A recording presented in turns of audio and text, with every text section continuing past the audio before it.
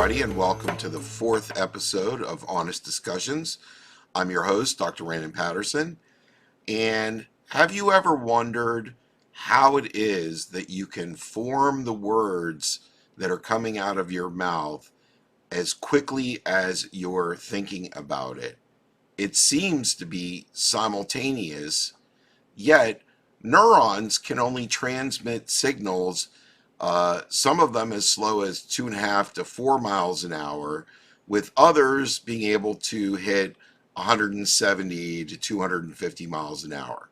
Now, while that may seem fast in such a small space as a human body, it's still not really quite fast enough to explain how we are able to process things so quickly and maintain coherence when we are speaking. Today, we are talking to Dr. Dimitris Pinotsis, who is a professor at City College at the University of London at the Center for Mathematical Science and Psychology, and is also an associate of the Pekauer Institute at MIT. Today, we discuss his mathematical models for how electric fields may indeed be carrying the information that we use during conscious processes. Really fascinating conversation.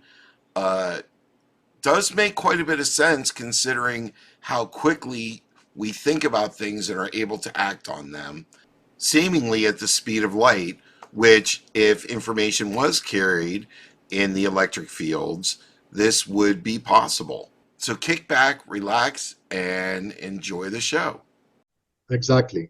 And then I was fascinated when I went to school by math for the same more or less reason that math is a way of describing abstract thinking and basically doing this sort of introspection, right?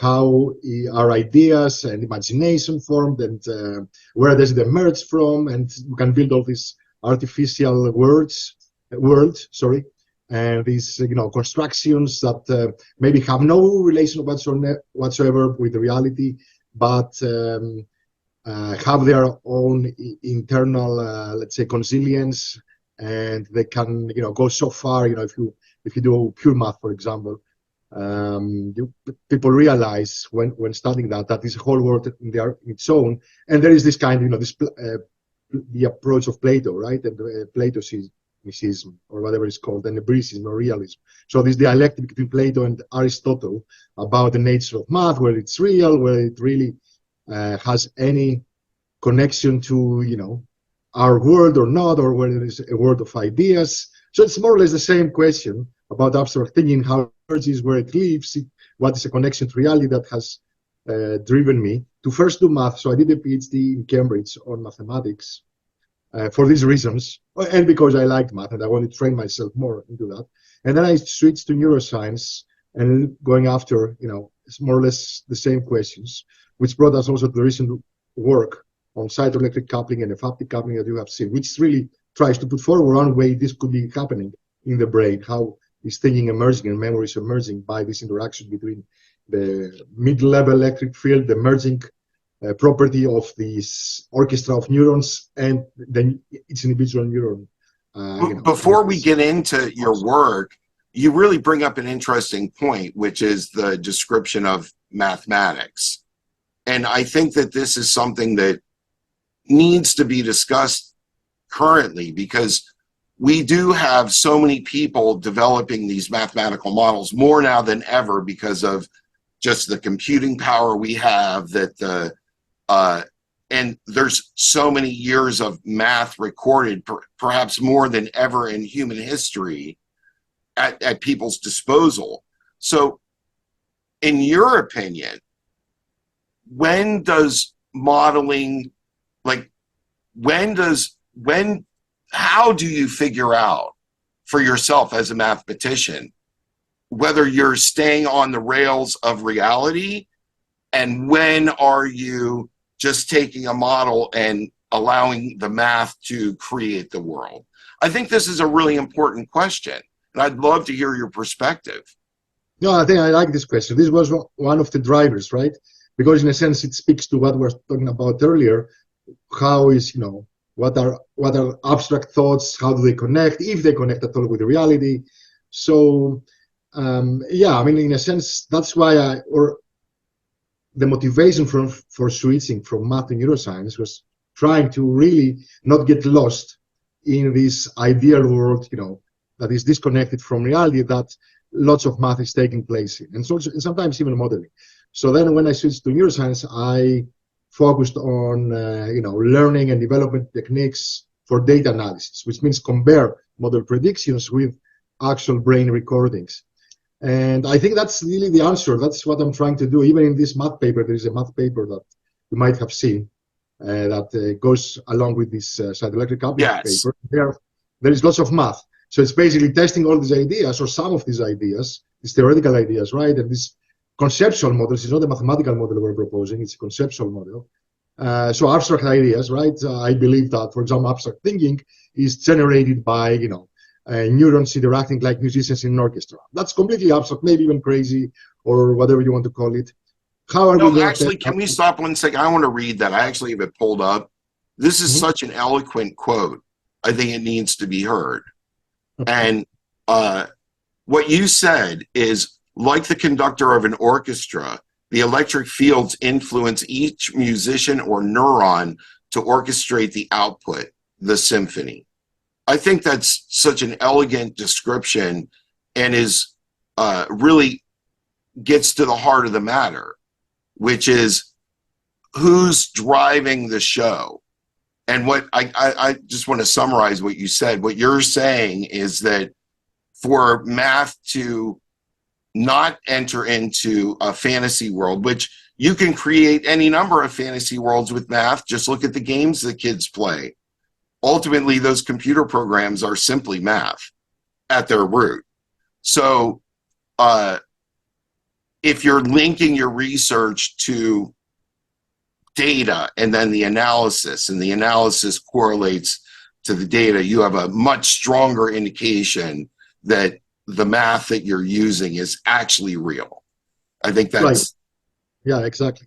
So in a sense, math is a tautology, right? Math cannot give you predictions of what will happen in the real world.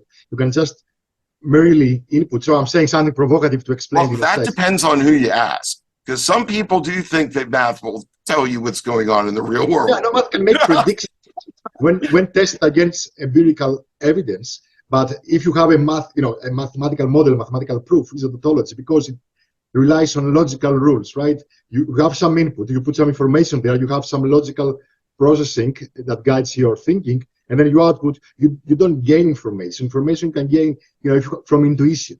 So for something that besides logic rules and algorithmic constructions. However, you could use math and modeling to really formulate hypotheses about how things might work. So input a little bit of, let's say, a bit of audacious, or something that you don't know if it's there or not, put it in a mathematical language, and then compare the predictions of mathematical model using stats, not using math, right? Using this, or pure math. And I think this is what's going on in astrophysics. I mean, you have all of these things, and this is what they're doing. And this is always leaves me though wondering, because every time, with the standard model, every time they observe something that is outside the standard model, they tweak the model that it fits the new empirical data. And okay, I can understand doing that to create a tool that works in predictive. But a lot of times they also then extend that information to be like, well, this is what it is. No, you didn't prove this is what it is. You didn't prove it was a black hole, or you didn't prove it was a neutron star. What you proved is you can create a mathematical model that will replicate what we're observing, but that does not necessitate that that's what the thing is. To my mind, I see two functions here, right? A dual function of math.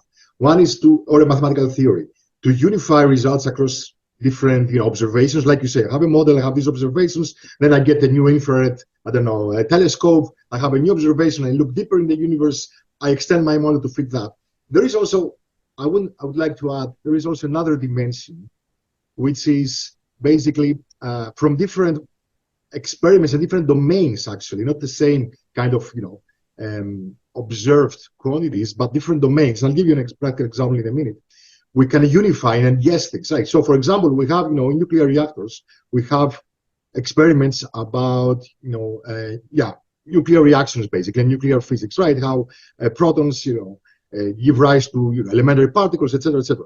Now we observe electromagnetic spectrum from the sun, which means we have, radiation, electromagnetic radiation, and the light we observe.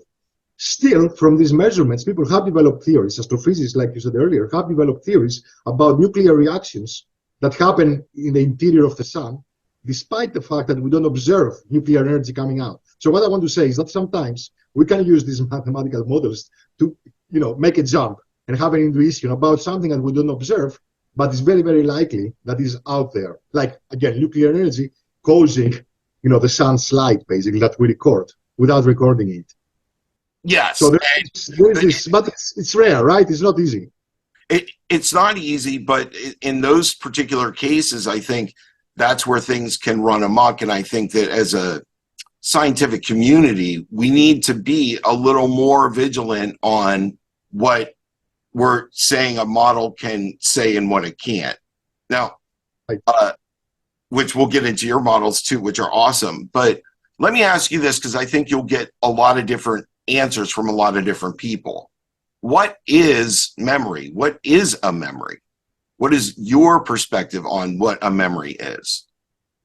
Yeah, no, I would adopt the cognitive psychology and cognitive neuroscience definition, which is basically it's the neural circuits that allow us to, moment by moment, store, process, and transform information for executive control, for perceptual decision making, for higher cognitive functions in general. So manipulation, storage, and manipulation of moment-to-moment information. Okay, so storage of information, and where is it stored? Very good question. Actually, okay, I know I've mentioned this work already, but indeed, lots of these questions motivated that you were asking now, these latest papers. So traditionally, what we know from human experience, from monkey experience, is that there were a couple of brain areas that responded to differentially, depending on, for example, how many things you had to remember, or what were the other qualities of the stimuli that were maintained in the brain. So, and usually, like I said, traditionally, maybe we had 3-4 areas, like frontal areas primarily, right? That's why frontal areas are associated with, I don't know, intelligent thinking, and math, for example, and algorithm manipulations. Now, recent experiments found in small animals, in mice and rats, found that it's not only these 3 frontal areas, for example. Maybe you have large parts of the brain responding. So it seems that it's a more integrative and distributive process across brain networks than we thought before. And then in this latest work, we put forward a reason where this could be happening, or how these areas might be forming these networks, which is basically the conductor metaphor that you already mentioned, that wherever there's a conductor, there will be, this area, there will be an orchestra. This area will participate in the thought or the memory network. Would you call it distributed computing? Yeah, it is a relevant idea, because distributed computing, neural net theory, McClelland, etc., started from, the idea of functional integration and segregation. That is all in neuroscience. But for memories, or for different functions, people didn't want to say that, it's huge cortical networks. They prefer to look and measure from the areas that were more sensitive to experimental manipulations. But I think that for many functions, I think, they're more distributed. Computations are more distributed than we traditionally thought. Okay, so that everybody can kind of understand the real root of your work, could you explain what an engram is? So an engram is basically a group of orchestras, or if the brain is like the Earth, and then we want to, through Zoom, for example, play a symphony, play a song, and we organize, we bring together musicians, I don't know, in New York, in Austin, I don't know, in LA, in London, and we want them to, to have at the same time playing this music, playing this song, and everybody in the world listens, like like a concert that could be broadcasted across many TV channels, for example, for some charity purpose. Anyway, if we want to do that, we need to somehow, first of all, have a sufficient number of musicians, right, in its place. We can have, just the violin, and then at another place have the bass and the drums in a different third city. So in its location, we need to have, a quartet, or we need to have a small orchestra, and we need to have some sort of training that the musicians have already taken, some sort of coordination, some sort of, which is the music. Which is the music, and this is the coordination. Let's say if you're a musician, right, or if you play football with other people, you have this consciousness, this collective consciousness kind of idea. Basically you react depending on how other people play each and every moment. And usually the conductor, that's what they really have to do. They have to, because there is a big orchestras, the musicians look at them and they coordinate everybody, they synchronize the way they play music. So basically, yeah, that's what we showed in the data, right? This is a nice idea, but we didn't know if that's how thoughts are emerging in the brain, and using some mathematical modeling and some data analysis to test these, let's say, intuitions, right, and these abstract ideas, we found that indeed there is evidence in our data that when the monkeys were remembering stimuli and they were playing some games, the brain areas that were activated really were those ones where neurons were behaving like musicians in an orchestra. So they had this kind of collective kind of understanding or consciousness, and the way they were coordinated is through the aggregate emerging field. So let's say the whole music fed back to them, the way they were playing and listening to what they were playing fed back to them and changed their behavior to synchronize themselves, and we found evidence for these interactions in our data. So how did you start looking at the electric field and to even as a candidate for having a role in memory? Yeah, that was, yeah, that's a good question. So there are many lines of converging evidence, right? And thanks for asking. Nobody has ever asked me this, actually, although I've talked a little bit about this work in the last few weeks or months. Yeah, what is the ignition point, let's say, what ignites everything, right? What's the spark? For me, the spark is math.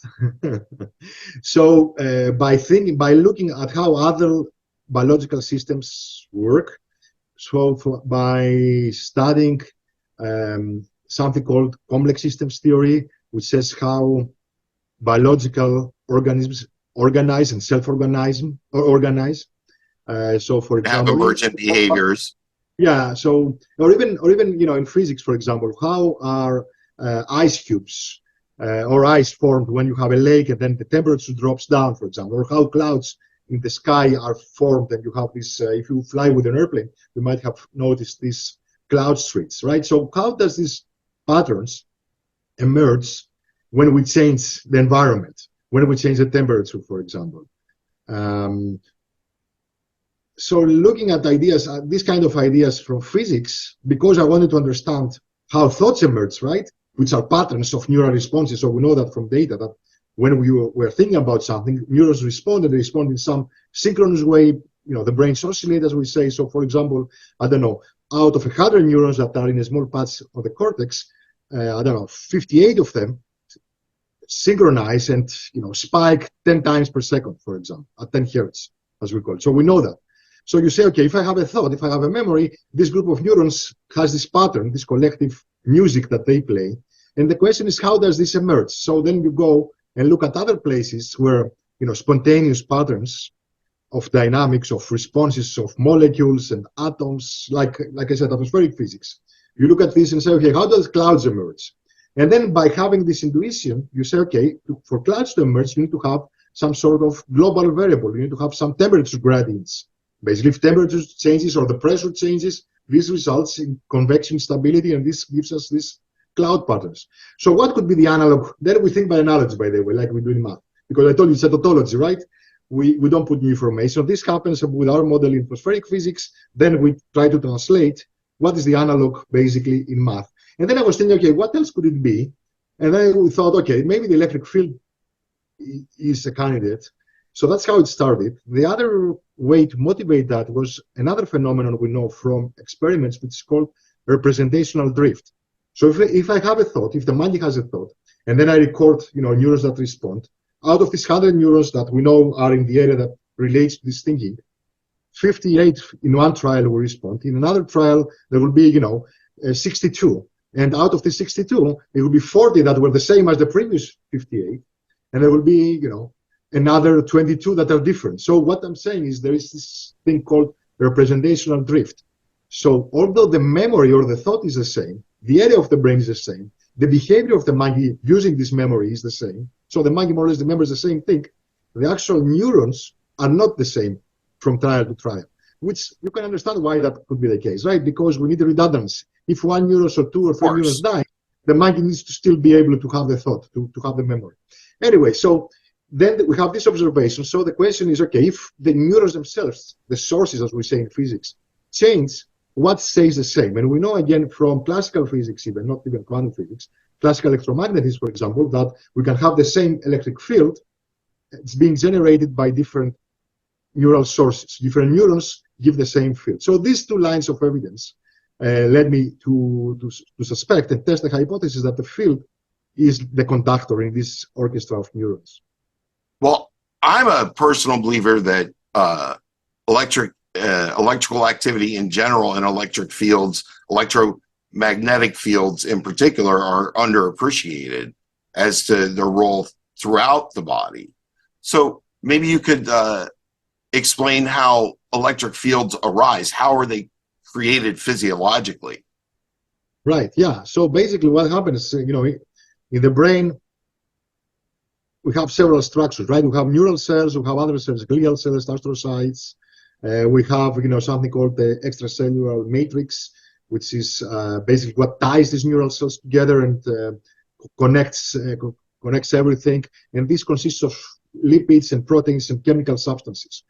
So it is like our skin, basically. It's a similar thing. If you ever hold the brain in your hands, you would realize it's like a small chicken, to my mind. So it's very soft and similar size and weight.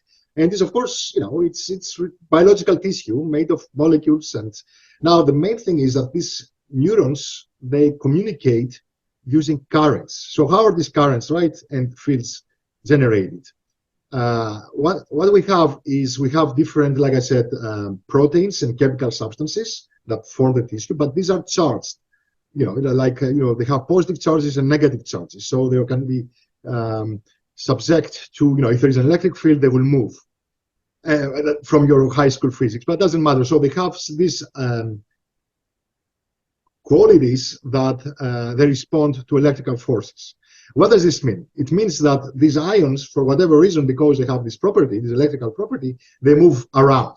And they also move in and out the cells, the neural cells. So the cell itself, that's a very controlled process, the firing of the sodium channels and the chloride channels and the potassium. Exactly, yeah. So you have this membrane, it has channels, it has openings, and then because ions move in and out, the potential changes, and then the neurons fire. So the neurons themselves produce currents, and this amounts to thinking, basically. That's how we think when we produce electrical activity, when we produce currents. And similar to musicians playing music, basically, and getting a song. So that's the same thing. We get thoughts when the neurons play their own music, which is the currents. Now, if we have currents, by necessity, we have this thing called electric field. So we have an area around the neurons where if we put another charged particle, not inside the neurons that have their own currents, but away, this will be affected also. So that's what defines, the field. So it's truly just the neuronal currents that are always ongoing are generating the electromagnetic field. And that must occur because there's transmission of electricity through the neuronal network. Exactly. And for those of our, in our audience who don't remember, all this high school physics very well, which is fine, it's similar to, like being in an auditorium or being outside the music hall and listening to the music inside. So all this area, then defines the field. So, and somebody like that would be in the influence of the orchestra field.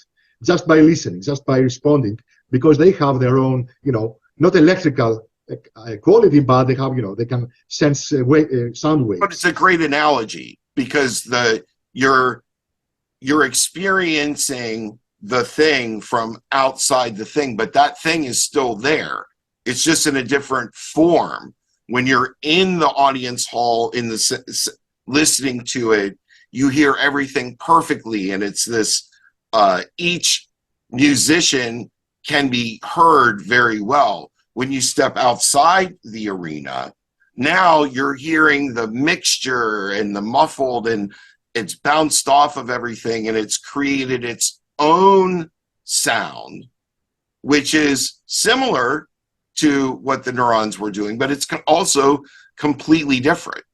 And there is another point here which says that the musicians are not only the neurons, but also other parts of the biological structure. And this is the cytoelectric coupling hypothesis, that the music is played not only by the neurons, who are the main musicians, and that's where everybody focuses their attention on, but also by the proteins and the microtubules and the filaments, or other parts of the biology brain, which doesn't have it doesn't produce primary currents. Mostly they're affected, they are charged, but are affected by the currents that neurons produce. And then the neurons, because they process information, are the fast ones, are the drivers, right? Are the great musicians. There are these other guys that the back benches or the back room, where they really do a little bit to support them. And the whole is organized by, like, oh, I'm sorry. Yeah, no, that's it. Yeah. But things like microtubules, which are near crystalline, I mean, there's a number of proteins that are near crystalline. They can be excellent transporters of electrical information because of their crystalline nature. And then you also have the extracellular matrix, which is highly dynamic and can be restructured in any number of ways within seconds, that also can create insulators, can create improved conduction, can do kind of anything that an electrician could do to an electrical current. So I agree with you. I think there are lots of things going on, and that getting to the bottom of how the field is created, maintained, and regulated is like, I think we're just scratching the surface now of what it is and how it can even be controlled.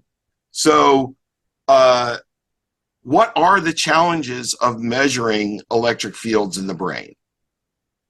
I think it's a matter of spatial resolution. So we don't have the capacity at the moment, to my understanding, to isolate the near fields, as they are called, the fields generated by a group of neurons, this engram that we talked about earlier, which is different neuron patches that together they play a symphony, they play a memory song. So we cannot really go that close and listen to that specific song, because there are other neurons nearby that do other things.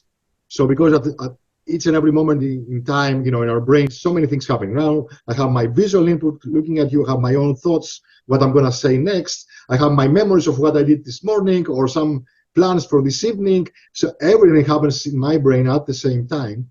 So if I want to isolate and say this neuron 5, 6, and 68, for example, they do this memory thing, I need to be able to go and zoom in and listen to them. And I cannot do that to verify this hypothesis about the field. So that's the main obstacle. In a sense, that's the beauty also of this work, that makes a prediction that is left for people to really test at some point empirically. We will have the technologies at some point, or maybe there can be some setups that this can be tested. So for example, we test local field potentials from an area and then test also with spatial resolution imaging the microtubules. And although we are not certain, right, that these microtubules just serve this memory and these neurons serve the same memory, if we find correlations between these measurements, it is evidence that these two different structures or different spatial scales more or less do the same thing. So I'm saying there are indirect ways to test this coupling hypothesis. Although we cannot isolate the neurons or the microtubules from other nearby similar structures, similar neurons or similar microtubules. And this is why you had to develop your model. I mean, that's... Yeah, exactly. But the beauty, like like you said earlier, right, in astrophysics or in physics, the beauty of modeling is when it can say something that cannot be observed yet and make predictions for the future. So I think that's one big thing that models can do without overselling, right? Without making huge claims, but at least guiding experiments and say, look, this is where we need to look at. Sorry, what sort of evidence should we be looking for? Evidence of this interaction of different scales, microtubules with neurons, for example, field level versus spiking level. Well, for sure, and also when you're trying to measure at such resolution, it's no different than you're not in the quantum world, but you're getting close to it. And Right. It's kind of like when you touch it to measure it, how much have you changed it? How much have you altered its real activity just in the measurement itself? And then how much would that distort what you're actually measuring? I mean, it's a very tough question to be able to ask. What is that magnetic field at a single neuronal level or even over many neurons? It's very difficult to do. I agree with you. We may get there. Right now, you'd have to use magnets that would kill whatever your subject was to get to that resolution. But so you've developed this model, and from a 10,000 foot perspective, like, because the math is intense. It was very intense, understandable, but very intense. What's the 10,000 foot perspective of your model of how it gets the single neuron electric field from the data you collected from the monkeys? And then maybe you could also describe why you used the frontal eye field and the supplementary eye field as your test bed, because that's kind of really important to your study. So yeah, let me start from the second. So we use these areas because we know that they respond and to wherever we need to store a memory and use a memory. So these are convenient. It was very convenient. Yeah. So these are one of the areas that we know there is memory information there. Remember, we started, or one of the first questions was, what defines a memory? What is? They said it's a system that stores and transforms information to and memories that are used later for some response, some executive control, or to do something. Anyways, so what we had in this study is data from a BCI paradigm, a brain-computer interface, where the monkey has a memory and then uses the memory to interact with the world. So basically, it's saccades to a location, so it remembers a location. Let's say I want to say yes, I will saccade to the right. I want to say no, I will saccade to the left. So that's how I interact with the world and take a decision. You have a paraplegic person, that's where these paradigms are used, and they need to interact, for example, with the world, or you have someone with some neurodegenerative disease, they cannot speak. So that's one way of communicating.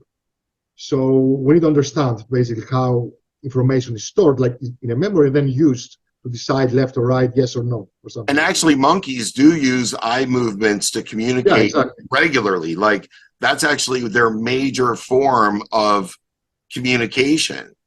And for making dominance in the males in particular is eye contact.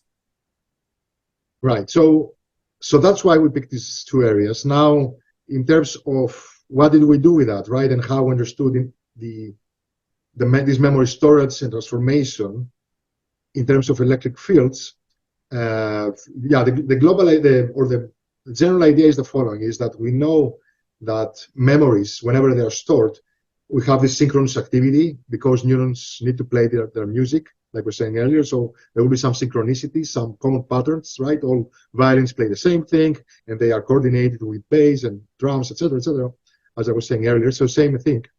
So we know that, and basically, as an observation, we record oscillatory, as we call it, activity, alpha, beta, gamma, depending on the frequency, how many times per second these neurons spike. Then what we wanted to say is why these neurons in this particular area represent a memory and not some other neurons in the nearby area. So we want to find evidence for this kind of, collective consciousness idea, if they are coordinated together and if they have this moment-to-moment, basically guidance from whatever the music is, what is, what they are listening to. Because remember, the claim is that for these neurons to be part in the orchestra, they need to be listening to what they collectively, the music they are collectively playing. That's the idea. So we said, okay, if that's the case, right, it means that we should find some evidence in the music that is played that this somehow correlates with this higher level of, of information that you said, like you said earlier, right? That there is this this music that can be heard even outside the auditory. So there's a different level of, it's not, I'm a neuron here, I'm inside and I'm listening to, to the music locally. There should be some kind of, more distant representation of information, as we call it. So that's where the field idea comes. The fields are necessary because we have this second level, this large-scale organization of neural activity. And we can show that this is distinct from, the neuron playing, in your model, you created a lot of math to be able to say from the electric field recordings that here's what we record, and you develop this incredible model that then says from what we're recording, this would be the resultant electric field in the area. And right. I want to ask you, this is really important to me, because you made a point of it throughout the paper that you did pen and paper analysis for this. And I was just wondering why you made a point of it and why this was an important part of the study, that you did pen and paper mathematics for such, really a fairly complicated model. Right. So I think math, in this case, like in other cases in physics, allow us to translate ideas from, other setups to the current setup, like the idea I was talking about earlier with atmospheric physics and cloud streets being formed because of pressure and temperature gradients, to the case here that, ensembles and engrams are formed because of top-down influences from electric fields. So it's this translation that, mathematical formalism, this sort of unification allows us to do. That's first thing. The other thing is it allows us putting things in mathematical language and developing mathematical models to predict what might be happening in the real world as a result of mathematical necessities and constraints. So this result I alluded to earlier, that to have a song played across different locations of the planet, we need to have a conductor in each location and an orchestra. This comes out of, some mathematical, basically, it's not a theorem, it's a constraint, it's a condition.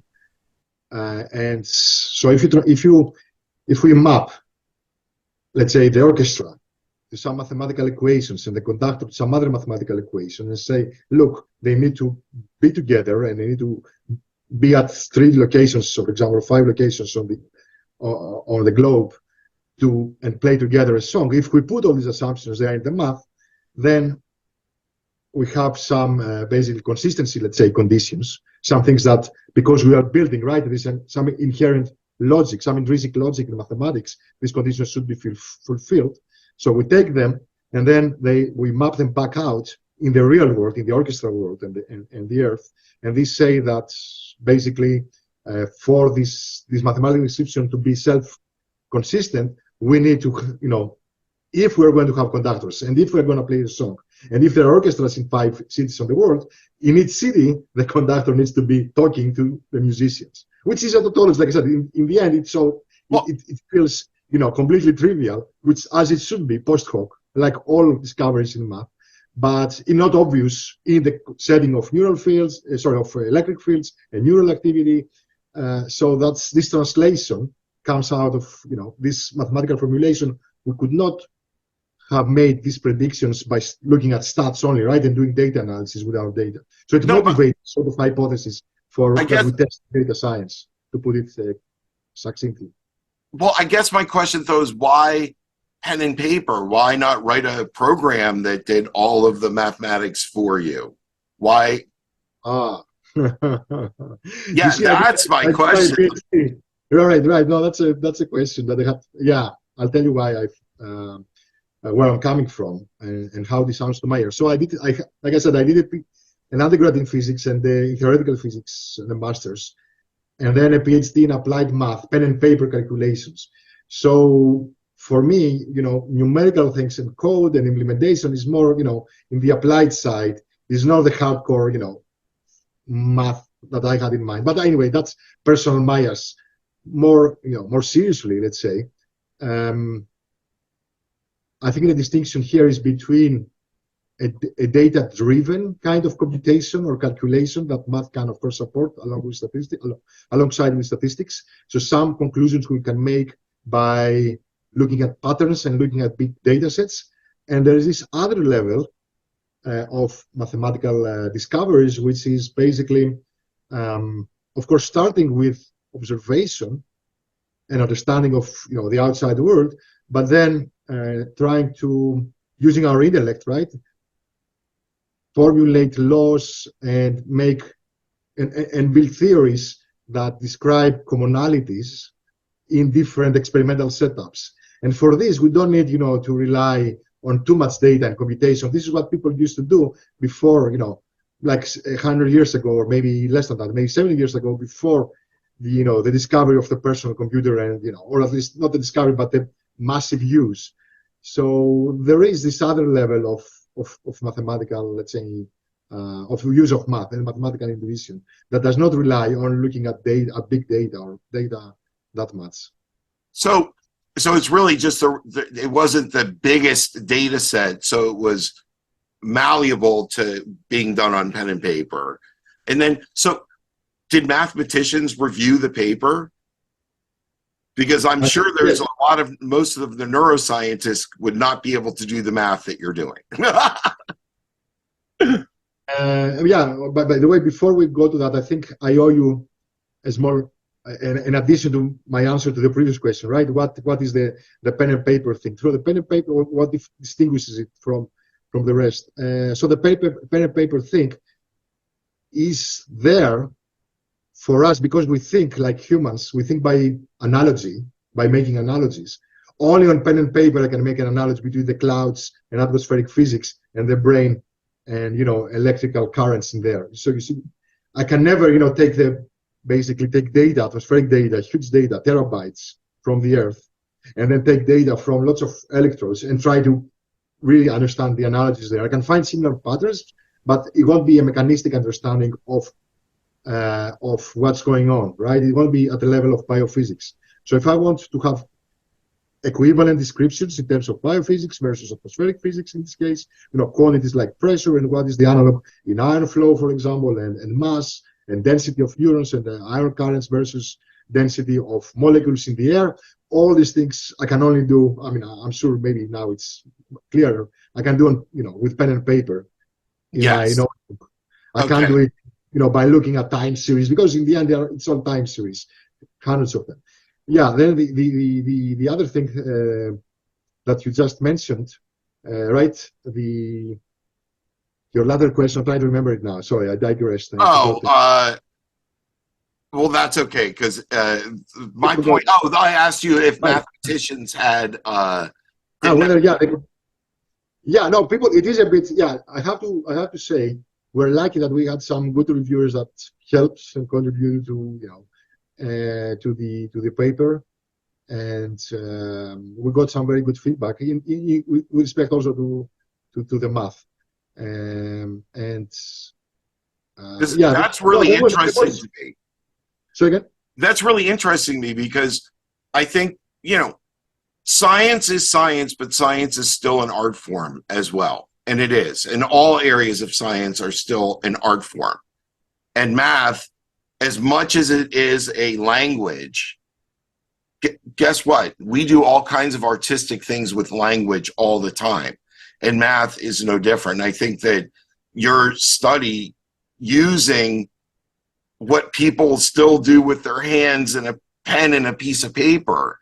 Like it does give you this ability to change your ideas on the fly, to do smaller tests that you can. I mean, I'm sure that the formulas that you wrote changed many, many times over the course of doing it, because you're writing them and then calculating it and testing it and then comparing it and then reevaluating and doing this iterative loop. But you can't easily do that once you automate it in the computer, because then you have to go in and change all of the code just to be able to test this, one simple idea. And I think that sometimes the baby gets thrown out in the bathwater with a lot of these larger analyses, because they're handcuffed by what the program is designed to do. And to get additional measurements and additional analyses actually becomes quite difficult. Where in the way that you did it, now granted, you don't have the largest data set, but it's certainly not small. The way that you did it, you can really interrogate it at a much deeper level, is what I think I'm trying to say. And so what are the findings of this study? What did you discover? And what are the implications of what your model suggests? Can I make a couple of remarks with regards to your previous comments? Or anyway, no, maybe I should. Sure, no, go for it, because there is no direct. We can go in any and all directions, so go for it. And I'll come to that. But while you were talking earlier, I think there are two nice, or at least two things that I wanted to share with the audience that speak exactly your points. So the first thing is, and then we can go to the results. The first thing is that, precisely like you were saying, physics, for example, and chemistry are natural sciences in Cambridge, which is one of the oldest universities in the world, maybe the second oldest, or maybe or the third oldest or something. But math is supposed to be part of the arts program. So if you get a master's in mathematics in Cambridge, you get a master's in arts. So what I'm saying is that other people from from many years ago, since university education became prevalent, thought that mathematics is arts. It's not really even natural sciences. Precisely for the reason you said, right? It's like language. We can build things, but there is a notion of beauty, of symmetry, of a hierarchy, of something outside this world. This Platonism versus Aristotelian approach that we started with, right? There's this dimension of math. The other thing that I found interesting in what you said earlier is the echo chamber effect, I would call it, right? I don't know, we have Keras or Pythons or something, and we have deep nets and convolutional nets and LSTM. So we try to understand the brain by building only these models, and everybody, it doesn't matter how big the community is, thinks that they can get intuitions, all intuitions about brain function by using whatever Google and Facebook and NVDA, for example, are using. Yes, that's what we try to, if I may say, we try to show that there is a different approach here. You can have your own model and start from a different outside, this whole ecosystem of deep neural networks. Of course, by the way, there is a paper last year when I showed the connection to Wilson and Cowan and classical neural net models between my approach and that approach, so that people get it, that is not an isolated, outlier kind of model that does this. It's connected with these, steps, and I have the proof there, to classical, convolutional neural nets, for example. Yeah. So there's a straightforward connection, but I'm not using that, or I'm not using that code for these results. And the reason is precisely that, because if you are just bound in terms of the tools you're using, right, to whatever Google is using or whatever is dominant, then you can get great intuitions using that, and that's what everybody's doing. But there are other intuitions you can get by just getting out of of this box or ecosystem, thinking outside the box and looking at other mathematical tools, and that's what we did here. I mean, I experimented quite a lot with a bunch of these machine learning, neural network patterns or programs, and they're quite limiting, actually, because you have to have the data formatted in a very specific way, and it has to be a certain type of data. And people think you can just throw anything into these AI learning packages. That's not the case at all. Actually, if you want to get real answers, the data has to be formatted very carefully so that you're using the parameters of these algorithms the right way. And it's so easy to just say, well, I'm going to use these things, the Google package or whatever. But in reality, that's kind of losing the essence of science in and of itself, because you're only looking at it one way. You're only getting one perspective. Or, okay, I used a bunch of different of these models. Well, now you're getting more perspectives, but each one of those is still under different constraints. They're not directly comparable. So it creates, a lot of, it's the word I'm looking for. It doesn't allow for the same creativity as the way that you did it. And, I just applaud you for putting something like that out there in the world, that people can see that, no, mathematics at the personal level is not dead. The computer has yet to replace the human mathematician. And I think that that's an important point to make. So, so your findings, like what does the model predict? How does that fit in what we know about human memory? And, how does that also maybe argue against what mainstream neuroscience is thinking? Because there are some discrepancies. Right. Yeah. So the first big point is that neurons need a conductor, or, they form an orchestra that we knew, but, there is this higher level. And this is what you call the driver, just so everybody knows. So it's basically who's directing who. And what's interesting about this is, without the cellular machinery itself, there is no electric field. So the electric field is created by the machinery, but then is the machinery driving itself, or is the field that created the machinery the driver? This was kind of your question, right? Right, yeah. So what we showed is that, every moment there is a two-way interaction. It's a two-way street. So the neurons, they generate, like we were saying earlier, the fields. The fields feed back to the neurons instantaneously, because it's electromagnetic interactions. It's at the speed of light, almost instantaneously. And then at every moment we have this kind of bottom up, as we call it, top-down causality or causal interactions.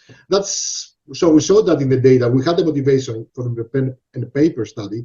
We provided evidence for this sort of interaction in the data by adapting some statistical techniques like Grazer causality that were out there, but they could not test these interactions because of the infinite speed of propagation of interactions, of infinite speed of light. Because Grazer causality, it says that, is based on some delays. So it says, okay, there is an interaction if there is a delay between one time series and the other. Here we don't have delays, we have instantaneous interactions. So we need to basically tweak the statistical measures. And we did that, and then we found evidence. The other thing we did is we showed that the time scale at which the fields change is slower than the neurons. So let's say the conductor is more robust, right? If you think of a conductor, what do you have in mind? You have in mind someone who's a bit stiff, right? Who makes very, very tiny movements, very well coordinated, very well disciplined. So it means that he's not that sensitive to external perturbations. He's more stable and guiding. So this is the other idea. We saw the stability, how much variability there was in the two, let's say, different expressions of electrical activity, the field level, the slower level, and the faster level. That's another thing that came out, and we tested that. And by the way, this was also motivated by the pen and paper analysis. And like, for example, you first change the temperature in the atmosphere. You have these gradients, that are on the order of days, right, or between morning and evening. Sure. And then clouds form faster, and then they dissolve, and then new clouds form if the temperature changes. But first, the temperature stays like that. Then you have these patterns emerging of clouds, and then the thing changes. So there's a separation of time scales, as we say in physics. So we also showed that.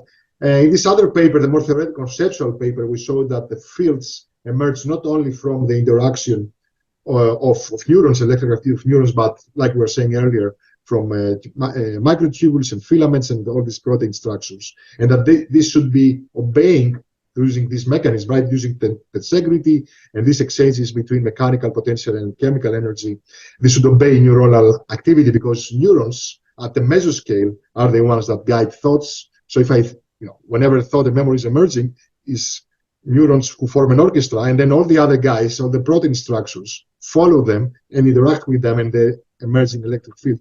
That's another prediction or understanding we got from this work. Yeah, these are the main points, I would say. Well, would you say that the memory is similar to a hard disk that's fragmented? Is it that the memory is stored in many neurons, so it would be all over the disk per se, and that the electric field is carrying the key, and that when the electric field twists the key, all of these neurons or storage bits are then activated, and that creates the signal that then you receive the memory. Is that a fair representation of what you're saying? Right. Yeah. There are people also who have talked, all people in complex systems theories like Hermann Haken, for example, who had associated basically this kind of key idea or Norbert Wiener with the virtual governors. So there were already some ideas, not electric field per se, but similar ideas that there is a key that somehow coordinates neurons together when they represent memories. And, when you have, for example, a phase transition is what happens when you go from one thought to the next one. So there should be some kind of change in the global pattern of activity between memory A and then the subsequent memory at a slower time scale. So there is this key kind of key idea, right? So the key is something that once it changes the whole structure, and the whole, the pattern of neural activity changes. Well, and then let me ask you this, because this does go kind of against the grain of standard neuroscience. Could it be that as the electric field being the driver, that all of the delays that we see throughout the neuronal system, which people try and factor into how fast we respond to things or how fast we perceive of something before it comes out of our mouth, because to us, it's instantaneous. And every time I talk about this, it becomes harder to speak, because as soon as you start thinking about how instantaneous your thoughts are translated to your mouth and then to be said, it seems like it's at light speed. It does seem that way. So could it be that the electric field is the true information carrier per se, which happens essentially at light speed, and then the neurons fire, so there's no delay for the information getting to the neurons that are required, and then they fire their information that was unlocked by the key, that re-enters the electric field, and could the distributed, I guess what I'm asking is, could you see a scenario where the distributed computing itself is occurring at the electric field level, and that's why our perception of time and our ability to act so quickly maintains such a high level of coherence? Right. No, but indeed, I think there is evidence, and there are people thinking about that. And this is another line of evidence, by the way, for this work. Remember, we talked about earlier what motivated. For me, I didn't know the details, or I didn't know much of this work when my motivation was what I described, from math and physics mostly. But later, when I started publishing this, I found out that there is a whole, bunch of people like John Joe McFadden, for example, and Stuart Hameroff with Sir Roger Penrose, who have talked about, consciousness. So this, idea about, awareness and perception of time, a sense of presence that is instantiated in the electric fields of the brain, precisely for the reason that you described, that this all instantaneous happens very fast at each and every moment. So that should be it. So yeah, I can see that scenario, and there are people thinking seriously about these things. What they didn't have, that's why they liked our work, was experimental evidence with data analysis, in vivo data, plus they didn't have also the mathematical description, the mathematical modeling that somehow, grounds all these ideas into, more formalistic tools, using formalistic tools and more, more mathematical, using mathematical arguments. So they didn't have that, and they like that because, one thing, and it's always like that, right? In physics, we started like in astrophysics or in astronomy, right? Theorizing in the early, since some Greek, ancient Greeks, for example, and Babylonians and other people were theorizing about, astronomy, and they started devising trigonometry, for example, and all these rules. And then with modern telescopes, we have much more intuition, more data. With big supercomputers, we have sophisticated models of cosmology and stellar evolution and all these things. So what I'm saying is a similar kind of process. You start with some philosophical ideas, abstract, which said in this case that, the presence of time, the quantum of time, the self-awareness, all this, first-person perspective, for example, could be mediated by fields. And then we came and said, okay, in this particular instantiation of consciousness, we don't call it consciousness, by the way, because as you might know, in neuroscience, we're going to have, that's the next question, by the way, but. Yeah, we talk about memory. That's why I'm very careful here. And I'm not, a consciousness scientist. I'm a memory scientist.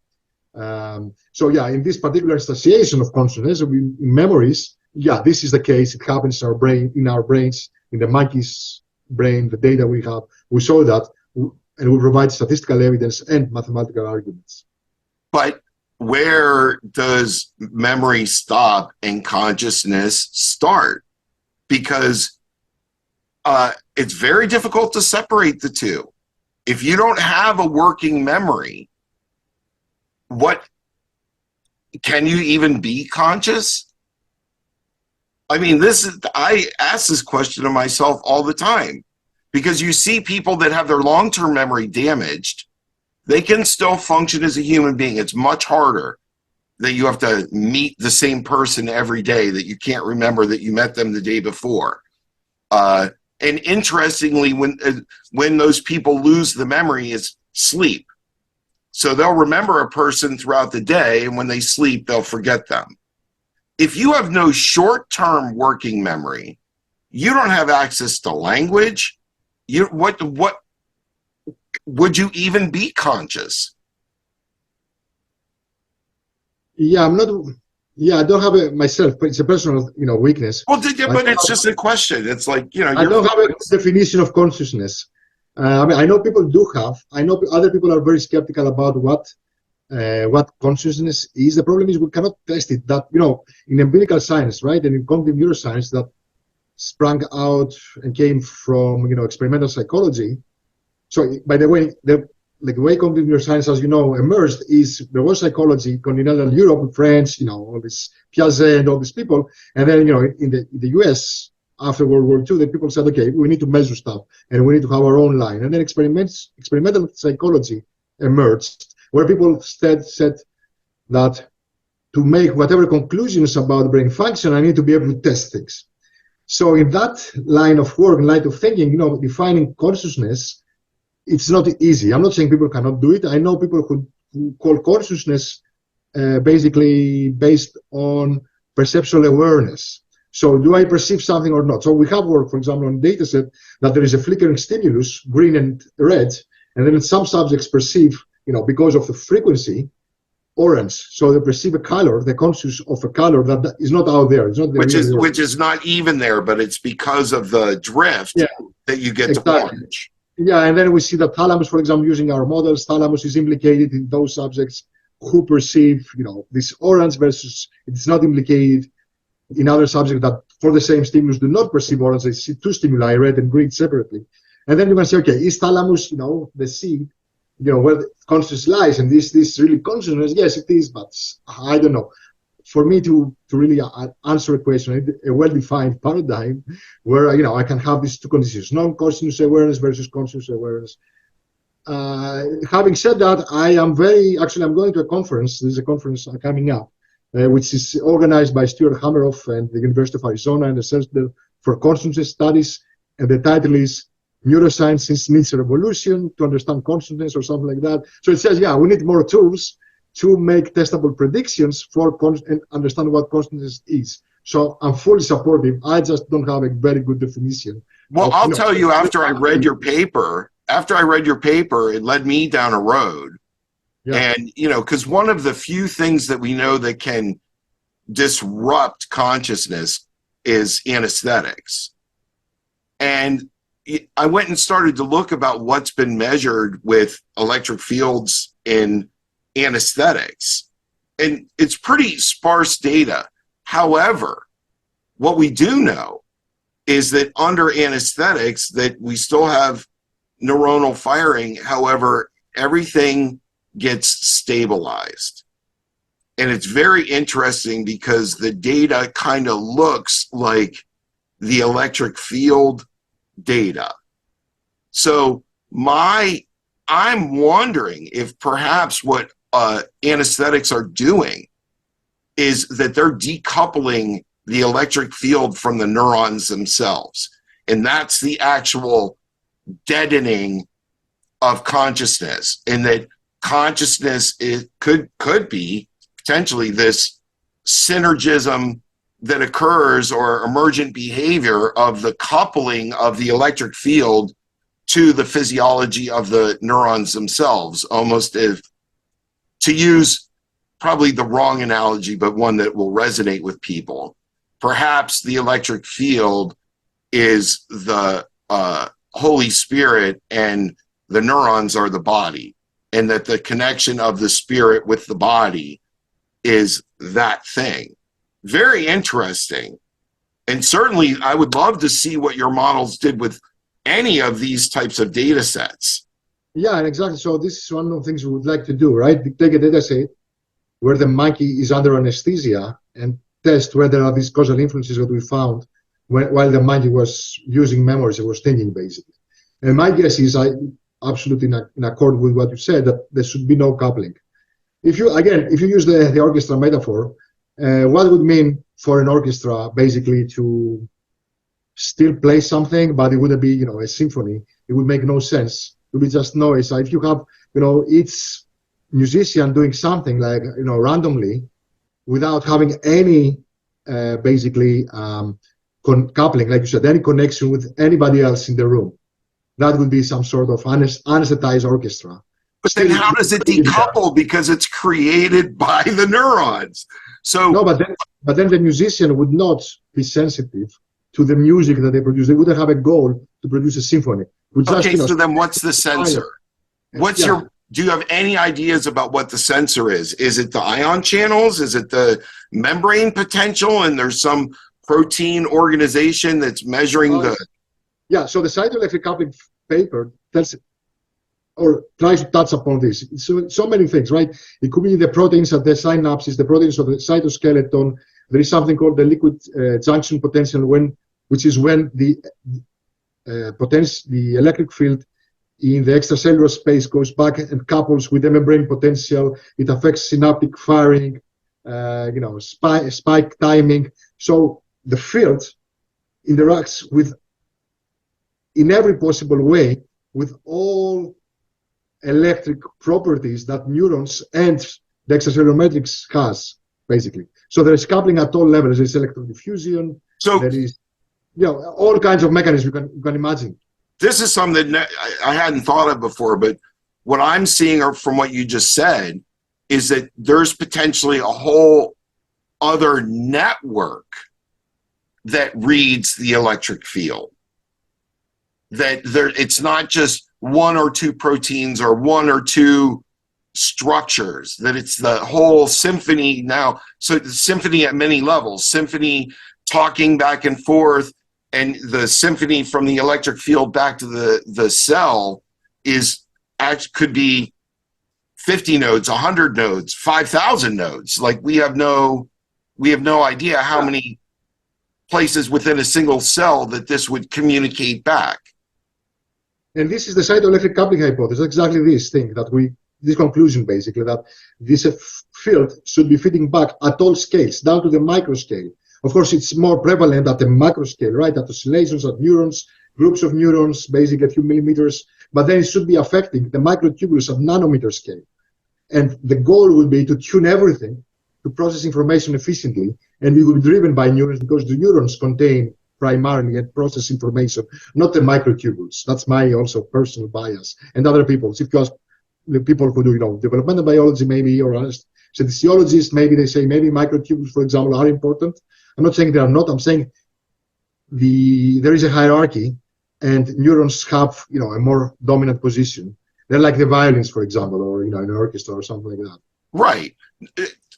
I mean, just a fascinating concept, because if that ends up being true, we are starting to get to a level where we're going to start to be able to manipulate those things and get real answers. I mean, I will tell you, of 25 years of working with cells and doing, as much as you can do with them in a signaling sense, everything in the cell is hand delivered. It appears, while it may be a Rube Goldberg type machine, it appears when you're doing your experiments, there is no such thing as random events or diffusion no, everything is hand delivered from the one spot it started from to the spot that it's supposed to be. And you can imagine that electric fields play a part at this at the extracellular level, like you're talking about it, but also intracellularly, that there can be internal electric fields just like there are external electric fields that are highly dynamic, that change rapidly with the change in structure of the cytoskeleton, the change of the structure of the organelle bodies, especially the mitochondria and the Golgi apparatus and things like this. So, I mean, these organelles for sure also generate their own electric field because they have a different potential from the cytosol. So, I mean, even right there, you can say mathematically, there are multiple internal fields to the cell. Yeah, and like you said, even these structures, right, they produce mechanical energy. So, the field changes their geometry and shape. There are experiments, for example, you have microtubules and people guide them and they align with electric fields. So then the mechanical properties of the cytoskeleton change. And this could be, for example, a way that also, that how, for example, mechanotransduction works, right? And stimuli are processed by, a certain cortical circuit. And, we have, one thought maybe leading to a next thought. Some intuition, some part of your brain fires and goes to the frontal cortex. You see something, it reminds you, creates imagination, for example, creates some fictive representations. So yeah, there is this huge interplay. But besides all these, let's say, very, again, abstract ideas, like you see in our discussions today, abstraction is central from my perspective. But there are practical also implications for all these clinical implications, which is how can we design efficient brain-computer interfaces, and how can we decode thoughts, and how can we alter and provide treatment to people with neurological diseases and disorders. One high level or 1,000-foot kind of image for all these theories is to say, look, any thought, if you like, any instantiation of consciousness, but let's put that aside, any thought is an energy state in a particular network or engram in our brains. So if we have some pathological, let's say, behavior, right, some neurological disorder, it could be that there are pathological thoughts in certain brain areas. So this is, the wrong level of energy. So what are we trying to do, and we know that already with brain-computer interfaces and invasive neurostimulation, is change the energy level from the patient level to the control, as we call it, or healthy level. So to do that, right, if we adopt this perspective, and that's why this work is interesting, I think, from a practical perspective, we're not looking solely at the neural spiking. We say, look, there is the field level, which means the aggregate energy level, and there is, let's say, desired one that we want to arrive to with our manipulation, with our stimulation, with electrodes and brain-computer interfaces. This is the level of description we should be adopting to build good devices that can do that, and look at how they affect neuronal spiking by thinking that the field level is separate from the neural level. So these are the, let's say, couple of intuitions that come out of this work, and I think they're crucial. Well, have you looked? on Have that. you looked at transcranial magnetic stimulation? Because Yeah, of course. this is, Yeah. I mean, that is altering the electric field, and there are many people. I mean, 20 years ago, that was considered witch doctor science, because they didn't understand. It was. I mean, there are still doctors today that'll tell you that it's nonsense. However, the data has come in so strongly that it really does help with people with depression. It helps fighters that have had too many concussions it helps people with seizures. So clearly altering the magnetic field of the brain in this kind of even global manner is certainly helping. And some of the data they have is that it does resynchronize parts of the brain. It helps to get rid of neuronal noise. Is this something that you're going to be looking into? Yeah, we are working actually. By the way, these ideas are very old. So, for example, there is something called the Simon's law of factory. So Simon is one of the first people 100 years ago who talked about engrams and thought and suggested that memories are an energy state. So he said, in his own words, that to recall a memory means I aim to reconstruct locally within these cortical paths where neurons code for this memory or represent this information, exist. I try to retrieve this energy state. So we are working with people, for example, in Johns Hopkins, to build devices that can interact with the brain and first record and also read out, but also change the energy state at this microscale. So my only concern, I know, TDCS and all these techniques are important and are promising, but I would say we need to affect the particular set of neurons that, are related, this group of musicians that play the song we're interested in. Because the brain, like we were saying earlier, does so many things at the same time. And there's so many orchestras playing different tunes simultaneously. So I think that's the problem. That's why some people are skeptical about EDCS or this kind of techniques, because they affect the same reason why we cannot measure electric fields or test this idea, because it's a matter of spatial resolution. We need to be able to read and interact and change microscale electric fields of neurons that are relevant. They're moving in that direction. They are moving in trying to make it more and more and more localized, and for sure they'll succeed at some point. I mean, this is an engineering problem at this point. But not only. The problem is that I think, and I'm sure you didn't mean that, but many people have talked in companies that do this kind of technology. They think it's only a technology problem. What I want to put forward using this work, and similar papers is biology is important, and people have neglected biology to a large extent. They don't. So they say, okay, if I take the time series from hundreds of thousands of neurons, and I do some pattern recognition, and I build a clever AI algorithm, I will solve the problem, and I will decode thought, and I will find what is the efficient manipulation I need to make. Okay, yeah, that's one approach. But what about all these other things, right? Like we just said, musicians in the orchestra include not only neurons, but also all the other stuff. So if you have zero description or understanding about how this other stuff works and how it affects neurons, how are we going to solve the problem even if we have recordings? I have the same problem with all of pharmacology. The only medicine that people want to approach is, you have to make a drug for it.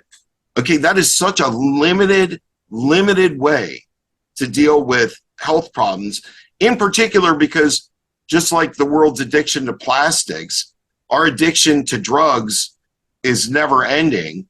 And yet we know for a fact that almost all drugs, there are but a few that have ever been synthesized, I'd say less than 10%, that don't have significant side effects for a large population of people. And to not see the forest for the trees and accept that this is the case, and to just keep grinding away at the same method over and over again is not productive.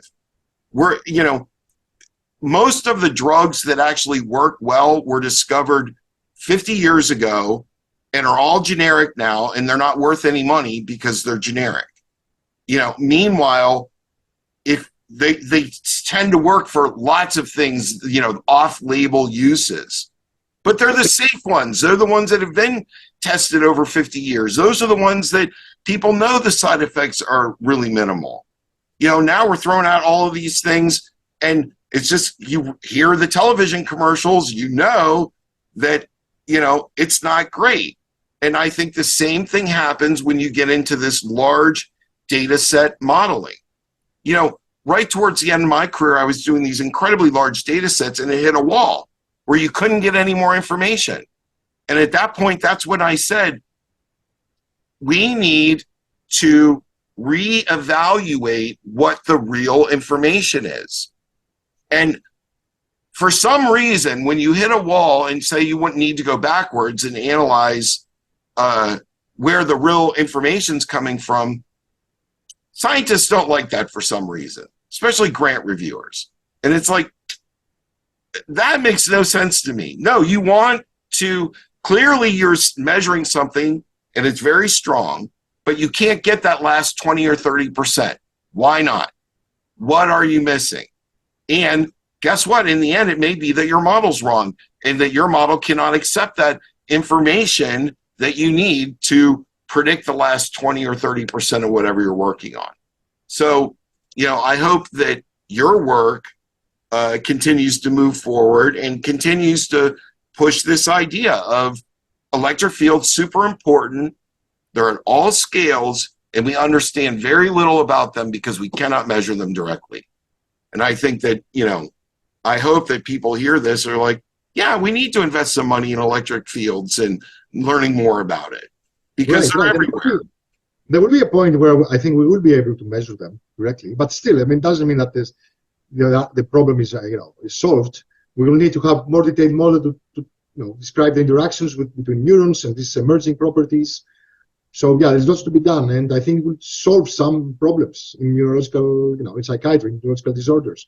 I think the reason we haven't solved, and people like in neuroscience, many of these issues is because we have solved, like we say, like the drugs, right? Whatever can be solved has been solved already. Same thing, by the way, in math. And when I switched, many big problems, like fundamental questions have been solved in cosmology, for example, in theoretical physics. Yeah, then you need to go to different fields, try different tools to solve things that haven't been solved. It's always like that. Yeah, but there's always resistance to that because you're going swimming in somebody else's pool and they don't like it. It's been their pool for a long time, and who are you to come swimming in my pool? That's one thing. The other thing is that we have all become a bit, slaves of the technology. So we have certain technologies, we have, deep nets, you have STMs, you have whatever, code, R, Python, whatever, exists there.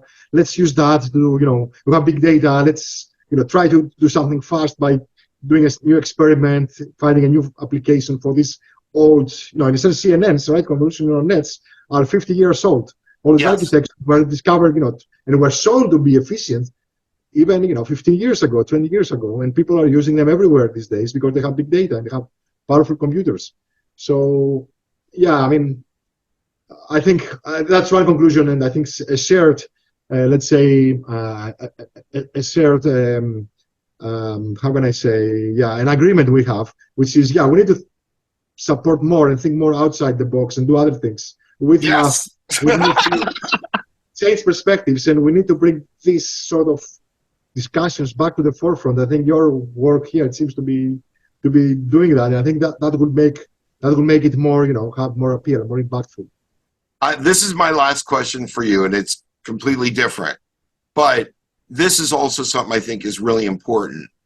What advice would you give to younger people thinking about science now, thinking about they're the kid that wants to know how the brain works. They're the kid that saw, the Shark Week and wants to know how the electric fields of sharks are used to navigate their environment. Like, what do you say to kids now? Because it's kind of a rough road right now. I don't want to sugarcoat anything to young people. Like, no, to get into science right now, especially physics, as money is sucked out of the system, that the government is no longer funding universities at the same level. Therefore, graduate research positions are being reduced dramatically, making it harder and harder to get a position to go beyond a bachelor's in physics or neuroscience or chemistry,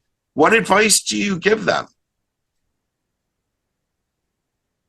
Yeah, I'm always careful with advice, because I think people. Well, but it's always just from your perspective.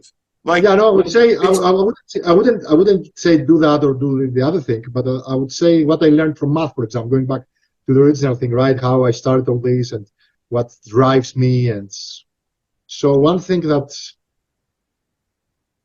math tells you, this abstract thinking is being persistent and believing in the power or the meaning of your own concepts and ideas. So I would say, yeah, despite the loss of, let's say, trends and information and how can I say, fashion trends, like science now is like fashion trends, whatever Neuralink is doing, for example, in this field, or whatever, this mogul, or, whatever Elon says is going to be popular in the next 5 years, everybody tries to do that because they want to make money, and that's how the world works. I say, yeah, if you are after that, go and do that and be happy with it. If you want, to do something fancy and, get a big salary. If you have some other aspirations, just be persistent. Just don't care about these trends, and don't be afraid not to care. That would be my advice. That is an awesome piece of advice, because that is what it is. You have to be invested in yourself. I mean, it's a little bit selfish, but it's not. It's if you're invested in the idea, and the idea, if you were to conquer it at some level, would be of a benefit to society in any way, shape, or form. And this is, because basic science keeps getting, for lack of a better term, shit on all the time these days, especially by our own government. And basic science is where every foundation is built. Without the basic science, you can't get to the moon. You can't send satellites into space. Not until you understand gravity and the simplest, the fundamentals. You don't have to understand it fully, because clearly we don't understand gravity yet. But you need the fundamentals to be as solid as they can be. It's the old adage, your pyramid will fall without a good foundation. And I think that as a curious young mind, if something keeps pulling you back, oh, I'd love to know that, or this was really interesting. If it inspires you to wake up in the morning and you would do it for free if you could, you should probably stick with it. Right. Regardless of what happens. Well, and it won't be easy. Also, the other thing is expect that it will not be easy. People won't necessarily, always like it or always, support it, but it doesn't matter in the end. No, it doesn't, because if you're that kind of a persistent person, even if the one thing you're working on and somehow is not working out, that you can't continue your life in that direction, the amount of effort that you put into doing it, somebody else is going to notice, and a new door is going to open up, and you're going to move into something else that maybe is even more amazing than what you were working on to begin with. Because when people see effort, they are attracted to it, and a lot of times they want to be a part of it. I know that I do. When I see people working hard and really struggling, that's when I'm like, well, what are you doing? That looks fun. I want to help. Like this, the scientific curiosity just starts pouring out of you. Right. Well, Dimitris, thank you so much for doing this. I had a real pleasure talking to you. I'm sure that anybody who listens to this is gonna come away with something, and I hope that they come away with that. You're bringing electric fields to a little bit more prominence, and that this is an important area to study. And hopefully, we see more experiments with electric fields at all levels in the near future. Yeah, thanks so much, Sir Randon. It All was a right. pleasure. You're very thoughtful discussion. Yeah. Well, thank you. And all right. Well, thank you. And bye-bye. Keep in touch. Bye-bye. Good luck.